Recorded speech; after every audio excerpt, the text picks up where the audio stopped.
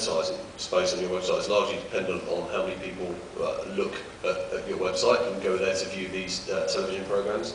Have you anticipated a hit rate or a market demand for your website? And what I'd also like to know is how much would you charge somebody to advertise on this website? Okay, first of all, I'm going to answer the advertising cost. I'm going to pass it on. Okay, so yes, we have anticipated. What we figured out is that television advertising, okay, because the advertisements will come in three forms. There'll be about 180 seconds of advertisement within a 30-minute show, in a very similar way to how you have on television. Then they'll have this program is brought to you by a section, and whose logo will be on top of the screen, the way they have Sky Sports logo on top of the screen. And thirdly, the control bar where you have your play button and your volume control will also be sponsored, and that'll be another place the advertising will be. Therefore, obviously, it's quite there's a lot of presence. Now, the thing is, obviously, the advertisers will only be charged for the amount of people who have viewed their advertisement. Therefore, the issue of they're not affected by the issues of traffic, because we're only charging them for the amount that people see. And as far as expectations, I'll pass it on to Dev.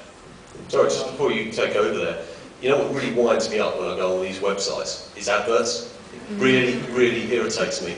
And well, you're saying it's not just going to be in one place, but it's going to be all over this. Every time I go to change the volume, I see it. Every time I look at the screen, I see it. It's just going to drive me mad, isn't it? Yeah, but in a similar way that the television adverts will drive you mad. In fact, it's going to be a lower amount of advertisement than you have on television. But the television adverts are at a specific time in that program where I can go and make a cup of tea and come back. Oh, absolutely. That's the same principle in this. It's halfway through. But it's not there when I'm watching it. In addition, the little logo in the got nuclear submarines as well. what you'll have, the actual toolbar itself will minimize itself, so you won't have to see it all the time. If you want to pause it, then you'll see a little Pepsi can, for example, and the little logo at the top. Yes, it will always be there, but so will your Sky Sports logo, your CNN logo, and things like that. So it shouldn't affect you too much. We pride ourselves on viewer quality, so that isn't going to be compromised. Okay, thank you. And I'll pass it on to Dev. Okay, currently there are 160 million broadband users in US and UK.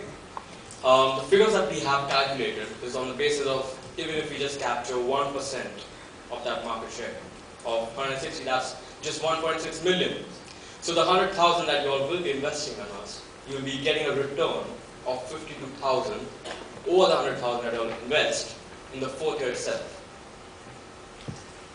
So can you help me a bit with the maths, because it's a really attractive proposition, 100,000, 2%, business that's worth 5 million, hasn't got any customers yet, sounds great. So just help me, so how much am I going to have to pay to view these programs? The customer will have to pay nothing. It's all absolutely nothing. It works by the fact that we will make 3 pence of profit per viewing of any TV program. And therefore, with 1.6 million target customers with a 1% penetration, on average watching 100 videos a year, and then calculating that at 3 pence of 3 pence profit for each one, we would come to a figure of 4.8 million just on those calculations. And that's profit. However, we have to take into account the other costs that are involved. But overall, you will make a profit.